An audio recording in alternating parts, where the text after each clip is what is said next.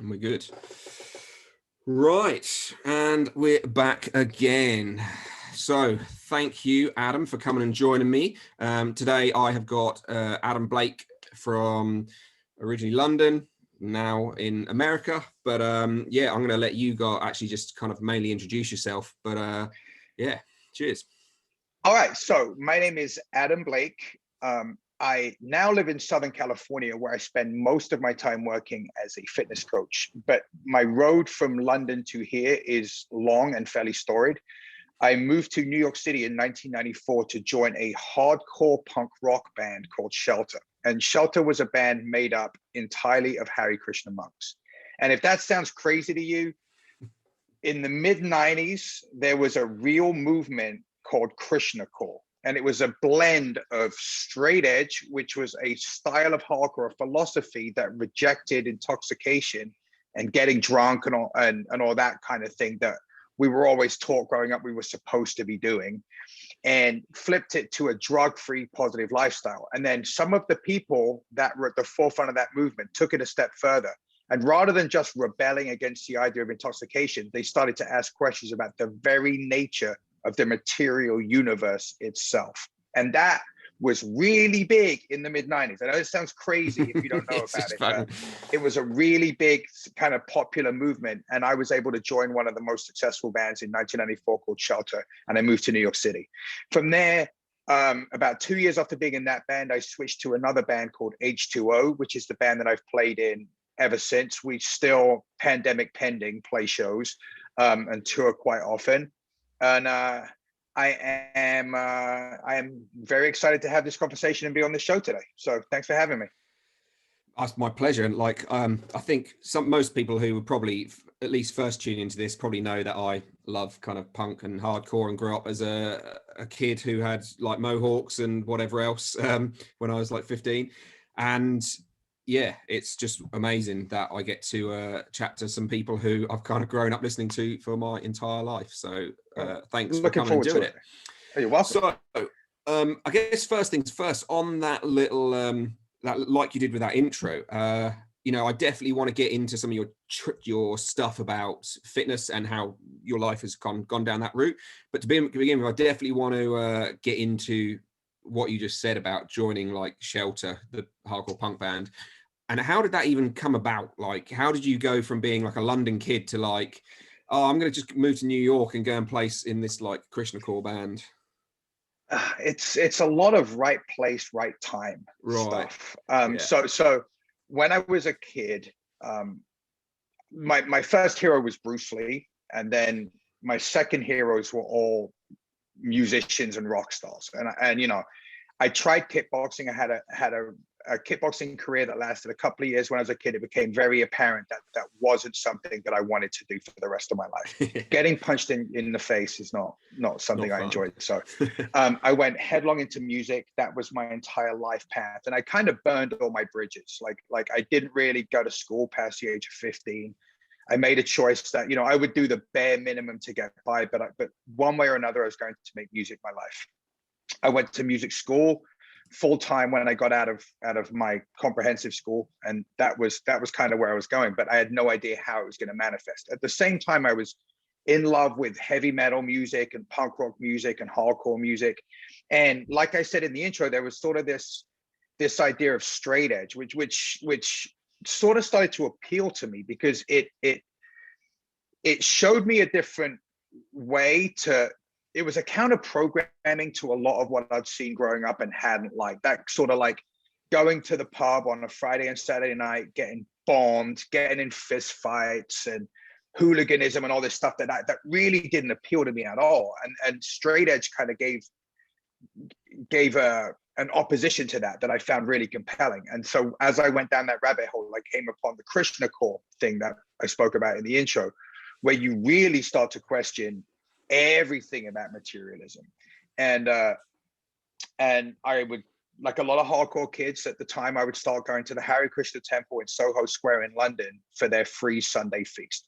And it was sort of, you would go for the food and the hang, because like the whole scene would be there, but you would be there for the lecture as well, and you would always kind of come away with some thoughts, and you'd have discussions on the way home about some things you might have learned. And I met a gentleman there called Graham Land at that point, who was in Shelter as the bass player at the time. He was in London working on another project, and we became friends. And when he went back to America, he decided that he wanted to concentrate on his other band, which was a band called Baby Gopal. And he thought, well, I met this kid in England. He's cool. He's in music school playing bass. We need a bass player. He loves Shelter. He's sort of a devotee. Let's see if he wants to come out and try out for Shelter. And I remember getting that phone call, like, and to my ears, it was like, hey, Adam, you want to come to the city that you've always dreamed of living in to try out for your favorite band in the world? And I'm like, give me like 30 seconds. Think about that. Sure. Hopped on a Virgin Atlantic plane about a week later, got to New York City, tried out for the band. Almost didn't get the gig because I'm 6 feet 4 inches tall, and the Shelter guys are not statuesque fellas. Yeah, they're so they were like, Pramananda quite tall though? No, he's nice. Parmananda and Raghunath are both. I don't want to take away their inches, but I say probably definitely a head shorter than me. Right, okay, okay. Like they're definitely a lot shorter. So they're like, does this look weird? Like, and they were like, whatever, we'll just go with it. And then they put me in the band and went back home, grabbed my stuff, and about 2 weeks later moved into the Hare Krishna temple in Brooklyn, New York, and got to work. Amazing. So did you, what year was that? 95? That was 94. That was 94. So I actually, end of 94 was my audition, and I flew back in January 95.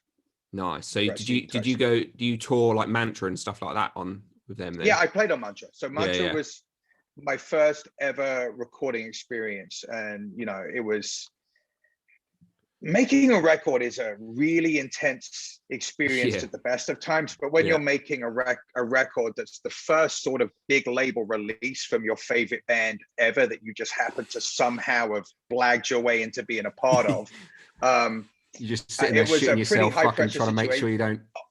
Oh my God, I was terrified, especially because as a bass player, like there's two ways you can play bass. You can play it with your there's finger style, right? Yeah. And not using a pick, and there's using a pick. And up until that point for my entire music school career, I had been playing bass finger style. Yeah. I sit down in the studio to do the first track, and the producer just hands me a pick and goes, yeah, it's going to sound better if you use this. So if you listen to the Mantra album, that is literally me playing with a pick for the first time in my life. I'm going to have to go back and listen to it. Yeah. Yeah. That's amazing. That is amazing. Yeah. And so then you had what, like a couple of years with them before was it like 2 years and then straight into H2O? Yeah. So I was in Shelter for about 18 months, and sort of as much as it wasn't what being in a band I wanted being in a band to feel like. I mean, these, at this point, they were full-on monks. And I was interested in the philosophy and the spirituality and asking those questions. But at the same time, I was in no way, shape, or form ready to go that deep in. I mean, it was, every day in the van, we would start our day with Bhagavatam class or reading from the Bhagavad Gita and discussing kind of the meaning of it. And we would sleep in temples on tour. It was really austere. I learned a ton from it, but ultimately it wasn't a good fit for who I was. Totally. I wasn't in that place to carry that mission to that level. And we started touring with this band H2O. They were like our opening band, and I clicked with those guys right away. Like they took me under their wing, took really good care of me. And then when a couple of them are straight edge as well, aren't they? Sorry, yeah. Actually, Toby, our singer, is straight Toby. Edge. Yeah. Was it just Toby? No one else in the band is straight edge. But it just became apparent that I was a much better fit for that band. And I just sort of, one day I'm in the Shelter van, and then I'm in the H2O van. Amazing. Kind of how it went down. Yeah. Nice. I was just one of the things I was wondering, because I know I've heard Raghunath talk about it before, and then obviously the 20 Summers Past just got re-released, and it kind of reminded me, but like there was the the episode that he talks about of like some massive like fight that all the shelter lot got into. No, that was one day, I think that was after me. post. That was post me. Yeah, that sounded pretty I intense. missed that. I know the story. Yeah, That's pretty probably not a brutal. bad thing. Probably not a Yeah, bad thing. no, I'm glad I missed that. Yeah, right. Cool. So where are we? Let's have a quick look. So yeah, you kind of mentioned obviously you didn't really it wasn't really the fit for you, the monk life, but yeah, have you, obviously I know that you've kind of since gone back towards you know, the fitness world and like the movement world and whatever else, which we'll come on to in a little bit, but did some of that yoga side of things begin to then like influence that? Were you practice was, I know kind of obviously that kind of style of like a yoga practice isn't necessarily like the asana side of practice, but like yeah. did you have that in your practice in some way at that point with those guys, or was it? I definitely came away from the shelter experience changed in a lot of ways in regards to the way I look at the world. Yeah. And definitely physically. I mean, this is mid 90s, and in the temple there was, I learned basic yoga, which was, pretty early on. Cold showers were a thing, and that sort of has come back. Well, they were a thing. Yeah.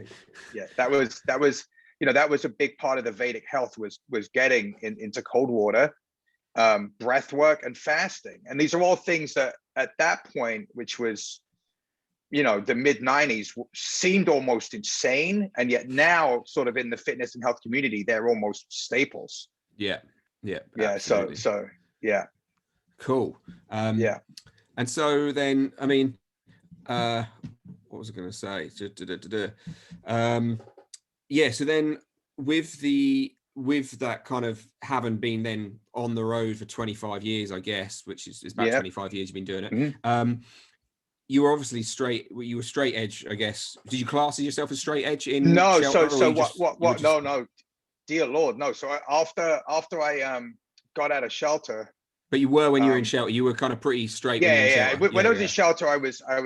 But once I got in H2O, I was the classic, I'd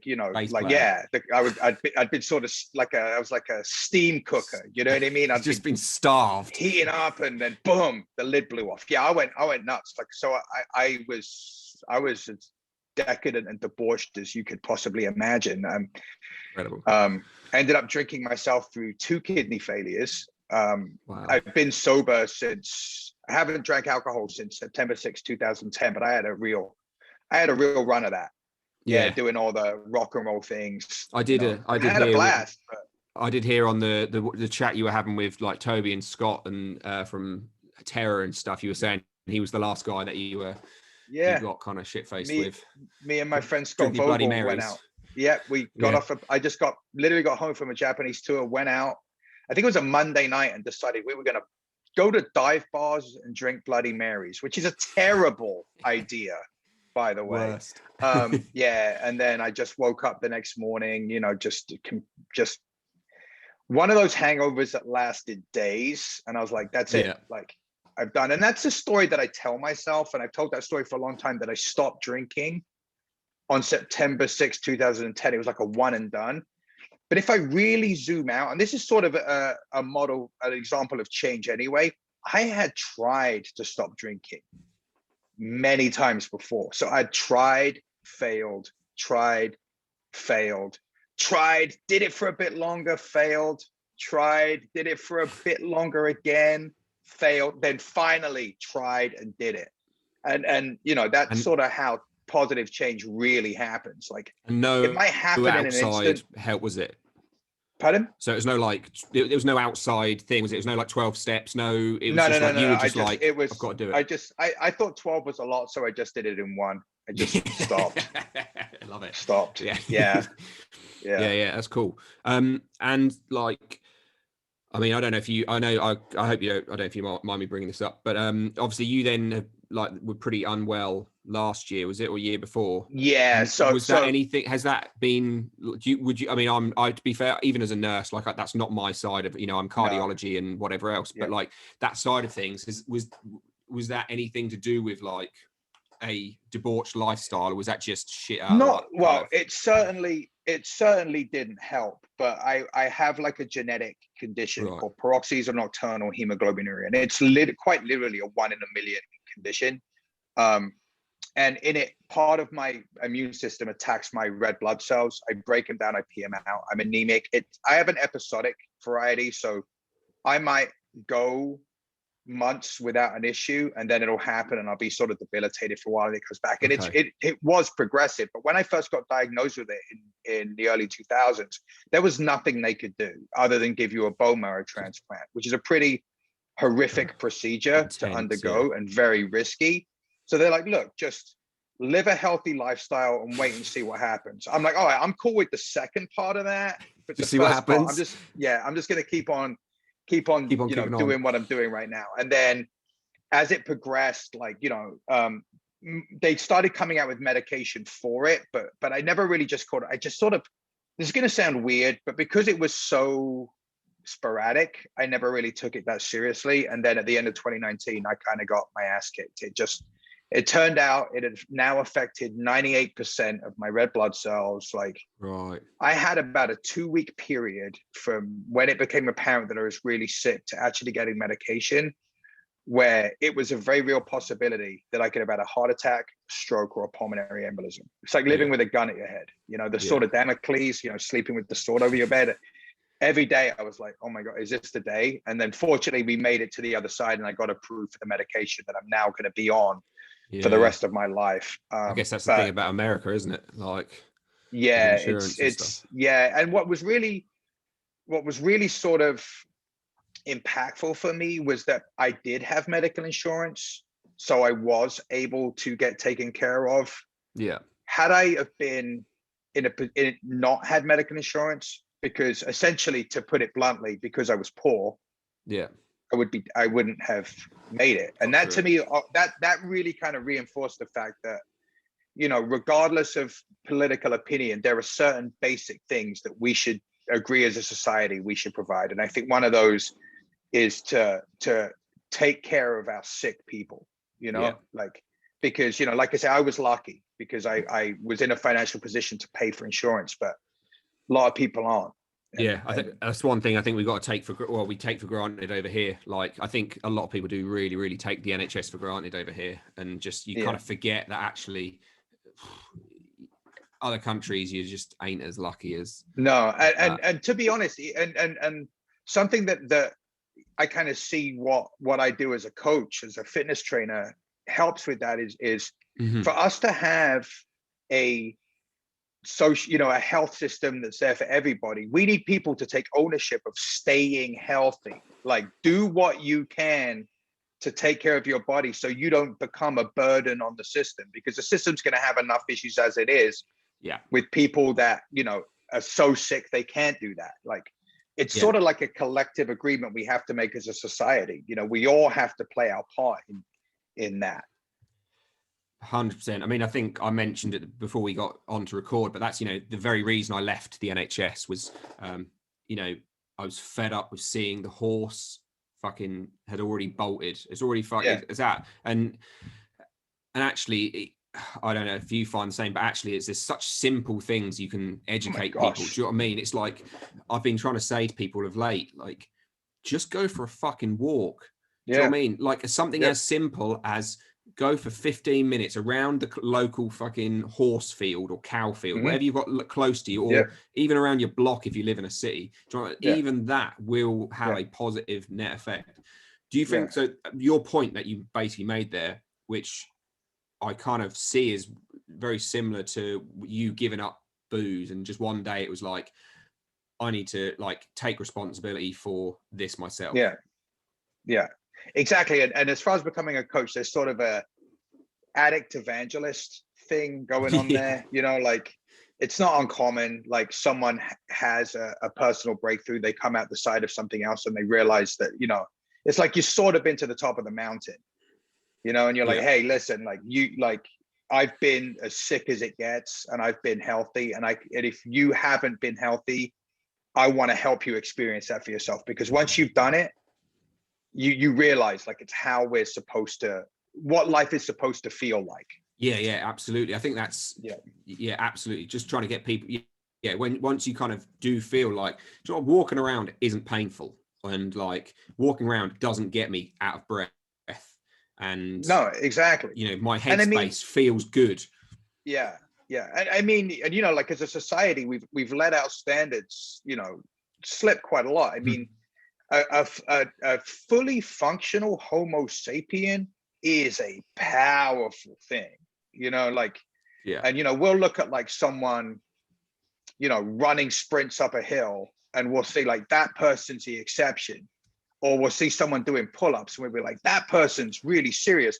Truth of the matter is, that's actually something that as the majority of us should be capable of doing. That should be normal. Yeah. Like, and at one point that was a lot more common than it is now. But we are living in a society that is essentially set up for us to fail at health and fitness. Yeah. Unless we take very definitive proactive steps to counter that. Yeah. Like our technology is great. It's allowing us to have this conversation. There's a lot of good about it, but we cannot allow it to define our lives, because it is not doing us favors on a physical and even a spiritual level. Yeah. It should be a tool and kept in the shed until we're going to use it.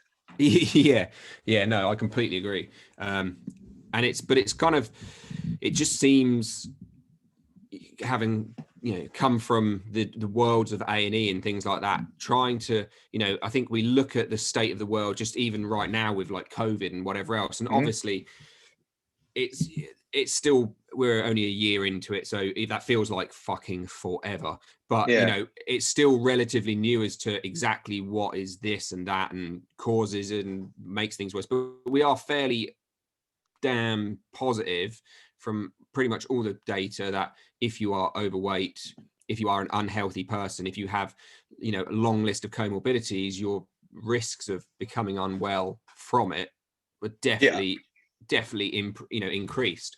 And you kind of, I don't know, it's so easy to wonder, but how much, if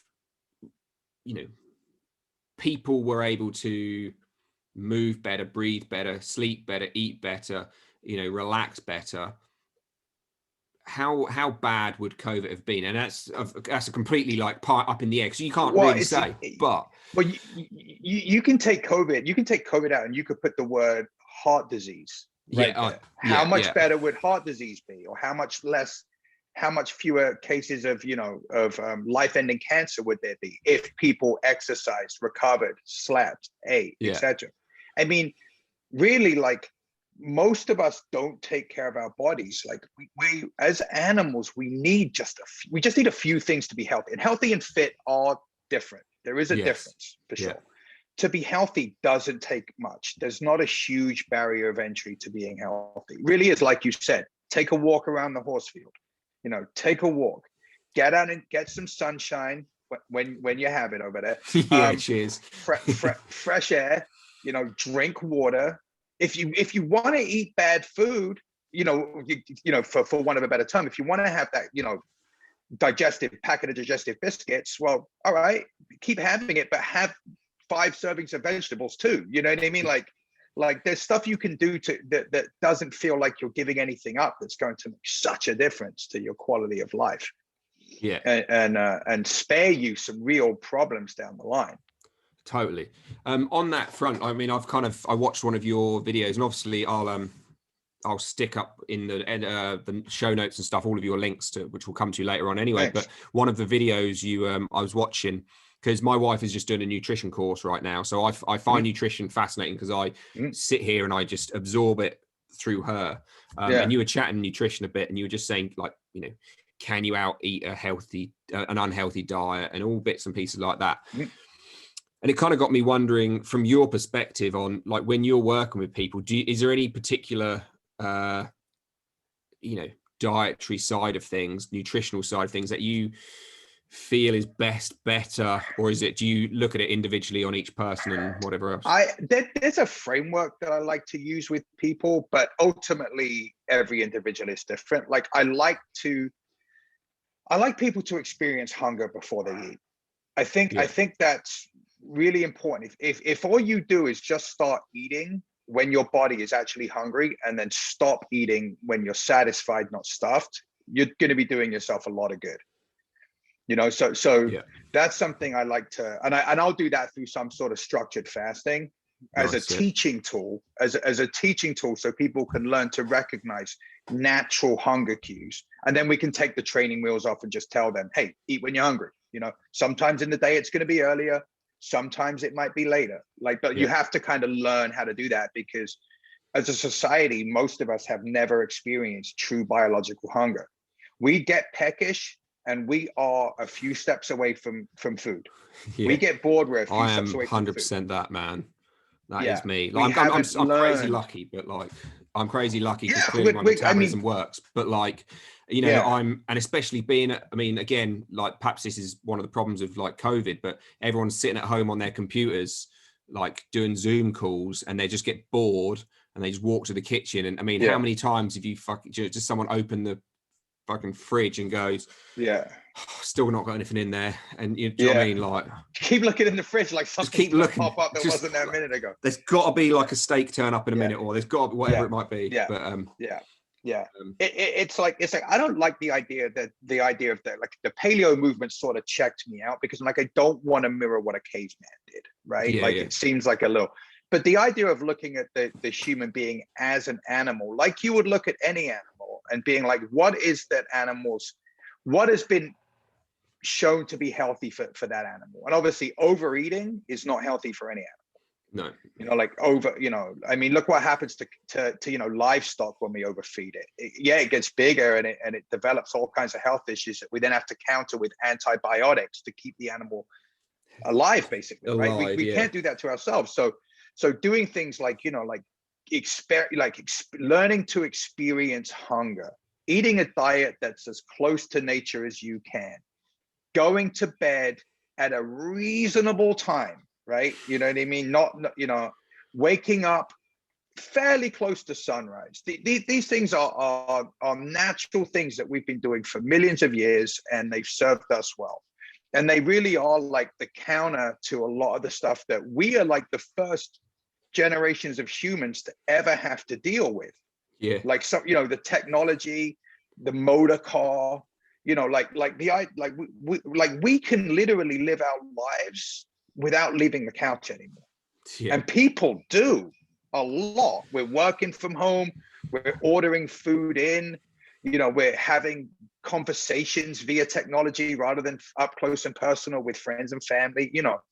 It's which is another huge factor. Like community is huge in health and longevity, which is why COVID has had all these sort of downstream deleterious effects, because mental health wise, mental, but it's almost like, it's not like it's mental ill health for someone to be having a hard time with not being able to see their friends. That you should have a hard time with not being able to see your friends and family and hug your loved ones. That should be difficult for you, because it's part of the human experience, is that we come together and we coexist and we share ideas and we collaborate. And if you take that away, we're less happy. Yeah. Which I think in some ways, like I remember one of the first podcasts I did was with a mental health nurse friend of mine and whatever else. But I was kind of just saying about how that's one of the things about the hardcore punk scene, was like that community is actually like, it's one of the strongest things about that kind of draws me, and I guess so many people into it, is like that real sense of community of like, you go to a show or something and you're like climbing over each other and sweating on each other and shouting, you just with random strangers, and you seem to, like, at the end of the night you've kind of made all the best friends in the world who you think you're going to stay in touch with forever, and then you never see them again, but you've had like the greatest like little community just for like 3 hours. You have your show friends, people that like you trust with your life when you throw yourself off a stage, that they will catch you. And you don't know anything about them, but you see them every time you're at the gig. It's a really beautiful thing. It really is like, it's almost like a tribal dance, like we all come together, and it's very physical, and it's body on body, skin on skin, face to face. And it breaks, if you're used to traditional music where you've kind of got the rock stars on stage and you are the audience and you are somehow beneath us, takes that shit and throws it out the window. because Totally. the stage is for everybody. If you want to get up there, you want to grab the mic, you want to scream a lyric, it's like it's your show too, and Oh it's a man, you really make me beautiful feel. thing. You make me miss it. You make me I'm miss it. really grateful that I've gotten to be a part of that scene, because it kind of keeps you, it keeps you level, you Yeah. know, because music is, there is some ego involved in it, you know, like, and if you don't check it, it can run rampant, and you know, you can be a bit of a dick about it all, but like, but hardcore, you can't do that. You'll get your card. People will Pull them they'll out. sit you down real quick. Yeah. You wouldn't last. On Yeah. that, I've just got to quickly. I know we're kind of jumping around a little bit, but I don't fucking care anyway. But on that rock star side of things, now on like at the end of Nothing to Prove album, like you mentioned, you go 5 things you don't know about H2O, and then you mentioned that you were in the video for Thunderstruck. Now Yeah, that I is was in the fucking, Thunderstruck that video. is rock Yeah, and roll yeah. as I fuck. was stoked on that one. Yeah, it was an advert in Kerrang magazine, and Man, they I've shot watched it. it and I'm Yeah. trying to Oh find you yeah. in it, but It's the kid in the front row. I'm super skinny. I got long hair. I'm like fist banging up at the camera. But it was yeah, and they shot it at Brixton Academy, so that, you know, every was metalhead it? that didn't have, yeah, that's Brixton. Yeah, they put the Wow. cages, like, Yeah, I was they gonna put say the those cages kind of Yeah, threw me like, yeah, wow. yeah. It's Brixton, and they every metalhead that didn't have a job, which at that point was basically every metalhead, you know, went out to Brixton and got on the video, you know. And I was supposed to be in a cage. There were like 2 lines, so like, you guys are going in the cage, you guys are going to the stage, and I switched. Like, classic. I quickly like shimmied over, and then I pushed my way to the front. That's And so fucking yeah, cool. it was That crazy, is man, crazy. badass. Yeah. Badass. Yeah, I'm fortunate. Most of my metal dreams have come true. Like, we toured with Iron Maiden in Australia, and you know, Did you? yeah, we did. That would have Yeah, been pretty badass. yeah, it was, you know, it was being in the presence of the greatest band of all time was truly touching. Yeah, man. But yeah, Yeah, that's pretty. I mean, yeah, I've spent, I don't know, how old was I? I was probably like 17, so nearly 20 years now playing in bands on and off, playing bass as well. oh, And nice. so I've got my my Gibson Ripper just hanging up at the other side of the computer. But yeah, I mean, I've got to play some of my, like, you know, some of my favorite bands over the years and stuff, but like nothing quite as nothing quite as good as Iron Maiden or the like. But what are you gonna Yeah, do, eh? you know, it the one thing with music is that, you know, we're all like, when you're on a tour together, like, the way I put it is, even Mick Jagger shits in a porta potty. You know, like, it doesn't matter where you're at. Like, ultimately, we're all gonna wind up in a field in the middle of nowhere, eating bad food in a tent. You know, that's like kind of where all music roads lead. You know, so it's Yeah, always it's surprising, like, how many artists you'll end up crossing paths with if you stay just doing be this like, long enough. yeah, Yeah. just Oh yeah, literally I've going. had plenty of those head turning moments. You know, you're like, whoa, wait, look, it's Slash or something. You know, it's sort of But nuts.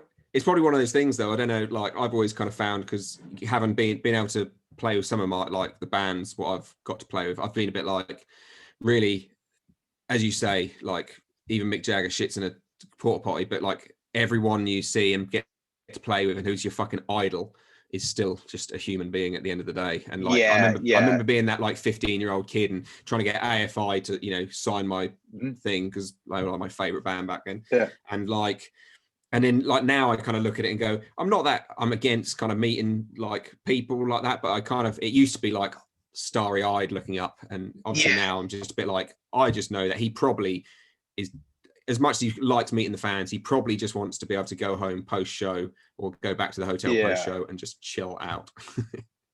It's like being able to separate the art from the artist. You know what I mean? Yeah. You can love the art and not need to ever be close to the person who makes it. And I think sometimes there's a purity to that the internet age has sadly ripped away. I mean, I remember, like, you know, you wouldn't know anything about an artist. You know what I mean? Yeah. Like, Yeah. you know, like, I remember Glenn Danzig, right? Like, so, you know, you'd be like, Legend.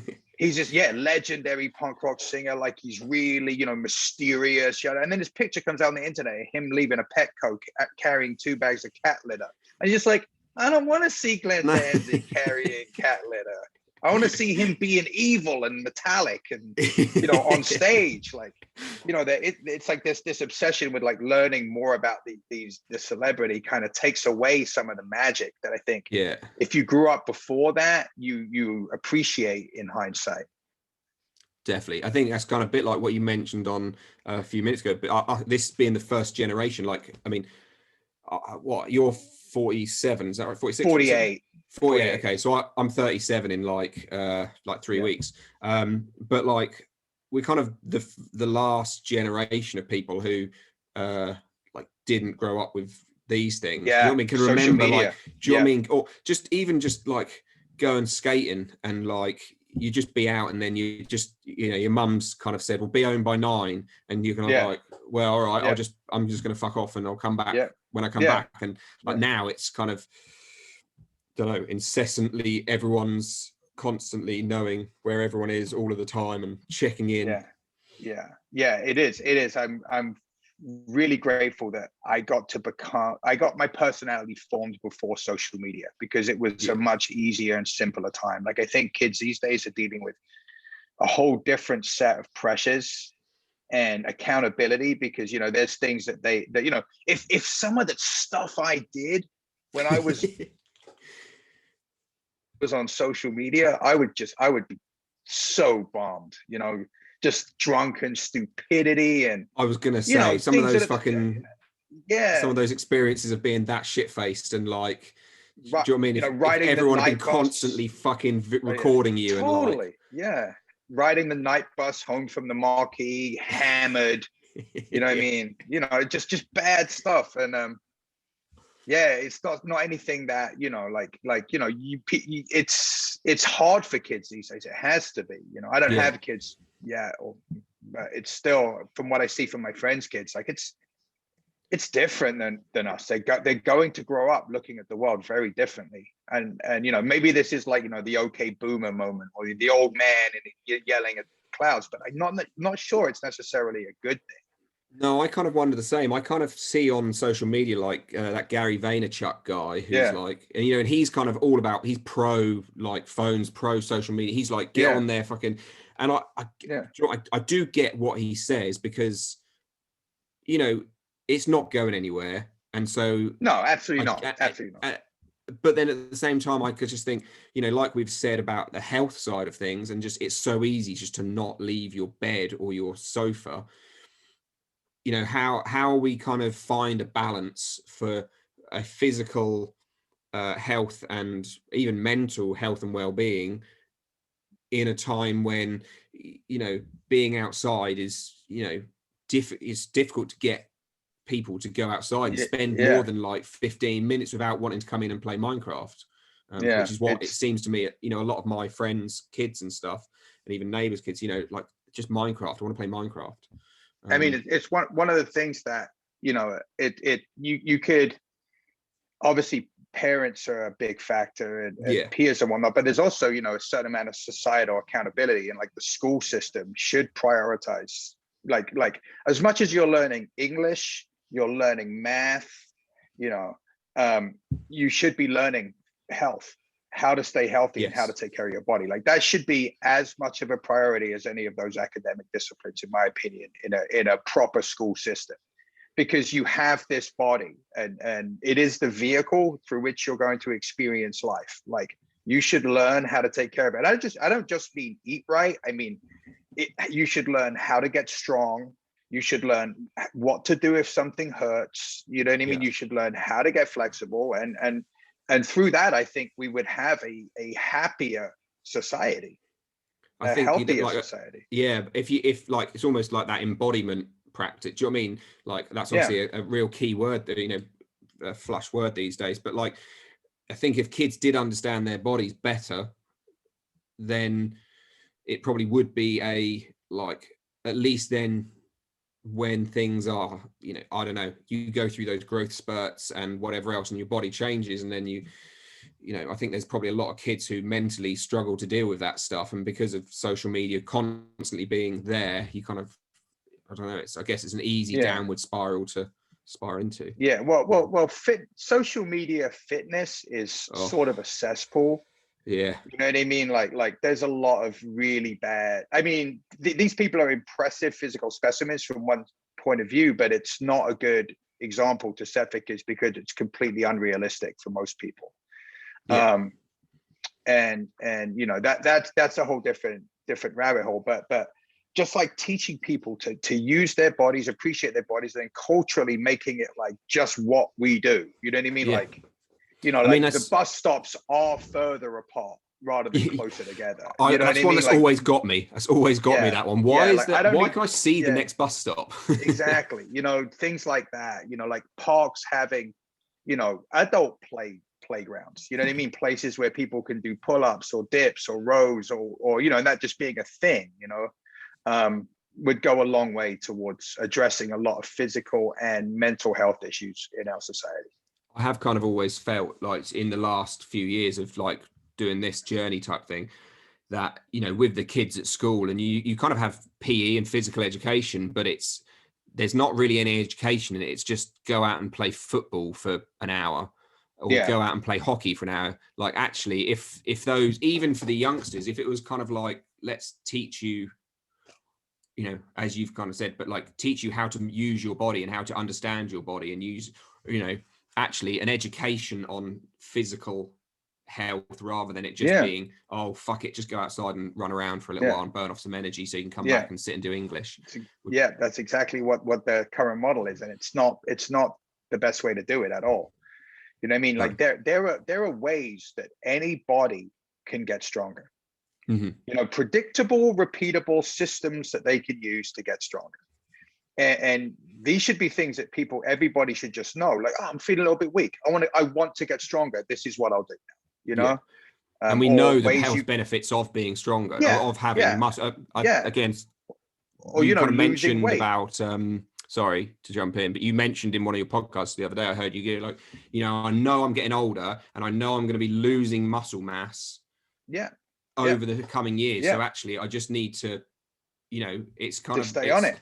You got to pack it on. It's important. Like the age-related sarcopenia, like that age-related loss of muscle mass, it exists, but it is primarily due to neglect rather than chronology. So you can halt that or even reverse that through correct strength training. Like, you know, you can be strong until the day you die. And that's probably the same with osteoporosis as well. Yeah, most people make the choice, and it is a choice not to do that. Yes. You know, and you know, it's what I train. Like I train quite a few older people in their 70s, and the ones that stayed in shape, I have 70-year-olds that will crush pull-ups. Oh man, I just saw one of your videos today. He had like medicine ball between his legs. That's Bill. Bill 70 as well. Crushing it. Yeah. Incredible. But to be fair, Bill has always made a point of staying somewhat in shape. You know what I mean? So it's like the goal is to build it when you're young, train, and then maintain as you get older, you know, because obviously you have responsibilities. You can't you know, you can't dedicate hours every day to it, but it doesn't take much to keep it. It takes work to build it. It doesn't take much to keep it. So, you know, like wherever you are, whatever age you are, like get started now and don't think about, you know, like, you know, where you're going to be in 3 months. Think about where you're going to be in 5 years, 3 years. Like the changes you can make are incredible. You could have a completely different physical vehicle, and keep it till the day you die. Nice. Yeah. No, I completely agree. And like, it's kind of one of those things of as I said, I don't know if I've said to you or not, but I'm just finishing my personal trainer kind of qualification. Yeah, you mentioned that. Yeah, I've kind of, well, for one, I know how to move my body weight around. Do you know what I mean? Doing all my yoga, calisthenics type of stuff. It's one thing, but actually knowing how to perhaps use weights or even just, you know, coach training systems and stuff to actually help that kind of side of clients, I think is something which I kind of want to be able to bring to people, because I've got a lot of knowledge about anatomy in the body, but actually being able to bring some simple workable solutions to people, to me, just seems like it's such an easy thing. And actually as far as the social media side goes, because unfortunately, we have to do it, it seems these days, that actually, rather than it being, look how fucking amazing I am and strong I am, and like, look at this super jazzy one-handed handstand, which I can't do, obviously. But I can't even do a fucking two-handed handstand. Yeah, like that shit's always fucking eluded that's me. one of my nemesises too. Oh man, just does my head in. I like, give me just about anything else on my hands and I'm fine, but handstand, no. Yeah. But I just kind of feel like actually I don't know. I see the work you're doing with it and what some of my other friends are doing, but actually it's just trying to look at it as a tool for education rather than egoic kind of, look how fucking great I am. Yeah, what it is like the Bruce Lee idea of using no way as way, right? Like not being married to any one style of training and coaching, never being so in love with a tool or a dogma that you only do that exclusively, because there's many styles, and the way that you disseminate your information as well. You can do it in a class format, one-on-one, you can do it via Zoom, or you can do it via social media, or you can do it via writing. But the more ways you open yourself up to, the more opportunities, the better chance there is of you doing good work. Yeah. Through one form or another. Yeah, man. So as we kind of got 5 minutes or so left, but I just wanted to, having seen a bunch of the work that you do and like some of the bits and pieces, like, have you got any kind of simple and I kind of want to, this is kind of a bit of a new thing, I haven't done this on many of the other podcasts, but with you I thought I'd start it and I'll try and carry it on. All right, if I fucking remember. Got any simple, like, if someone's going to listen to this and perhaps they are 45 or 55 and they're like, oh fuck, I'm too old, I can't be bothered, or whatever, like, they kind of, got any really simple like starters to go, they might go, I fucking hate going to the gym or what would your starting gambit of like, right, let's get you started? Great news, you don't need to go to the gym.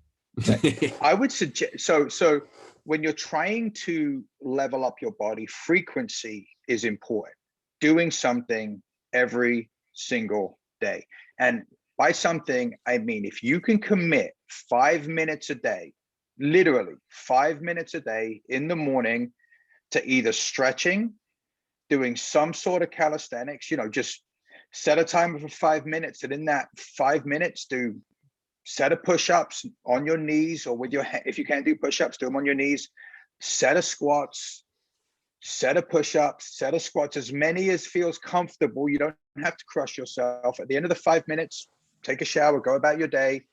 One day, 5 minutes of stretching, one day, 5 minutes of some kind of cardio, maybe jumping jacks or mountain climbers or something low impact, but a little bit higher intensity, and then take a couple of walks during the week. That is literally all you need to get started. 5 minutes a day can change your life. All you got to do is do it. Don't even overthink it. Don't make it complicated. 5 minutes stretching one day, 5 minutes strength the next day, 5 minutes some kind of cardio the next day, and then repeat that and take off Sundays. And you would be amazed after a month of that, because here's a dirty little secret for you. After you start with that 5 minutes, it won't stay 5 minutes for long. Yeah. Because all of a sudden you'll want it to be 10 minutes, and you'll want it to be 15, and you'll want it to be 20. But it's you have to get that ball rolling. And 5 minutes is a very manageable time. And everybody, I don't care who you are, you have 5 minutes for your body. Yeah, man. So that would be what I would suggest as the way to look at your on ramp to this health and fitness thing. Cool. Yeah, I love that. That's I've kind of mentioned that to some people. I said in the videos, just like, as I said, a 10-minute walk, 5-minute walk, 10-minute, whatever it might be. Just, do you know what I mean? Like, if you don't do it, just start with something. It's like, you've got to start somewhere. And I think that's, like you say, just a 5-minute body weight kind of weights, a 5-minute kind of stretch, and a 5-minute cardio of some variety. Yeah. Like, 5 minutes of cardio, you do it right, it's gonna be a big 5 minutes. Like, just make sure you do it just before you shower. So that's right. Do it right before you shower. It's perfect. Just jump in the shower right afterwards. Something like that. That seems that's manageable. Yes. And by by starting your process off like that, you will automatically want to do more, because you're giving your body and your mind one of the things it needs to be happiest, which is movement. Yeah. Yeah. Sweet.